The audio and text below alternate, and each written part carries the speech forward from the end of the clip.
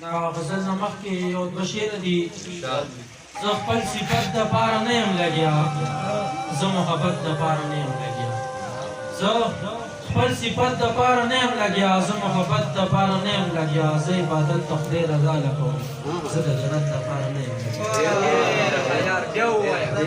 زه عبادت د خدای رضا لکوم زه د جنت دپاره نه یم لګیا غزل دی چې په سخته خوله چې یار جواب راکوي په سخته خوله چې یار جواب راکوي لکه اوبو کې چې تیزاب راکوي په سخته خوله چې یار جواب راکوي لکه اوبو کې چې تیزاب راکوي چې د رقیب سره یو ځای وینم افغان صاحب چې د رقیب سره یو ځای وینم ښکاري په ژوند رانه عذاب راکوي هغه چې زه به ترې ساتلم مدام هغه چې زه به ترې ساتلم مدام په خپلو لاسو نن شراب راکوي زه په عشق کې سرګردانه ګرځم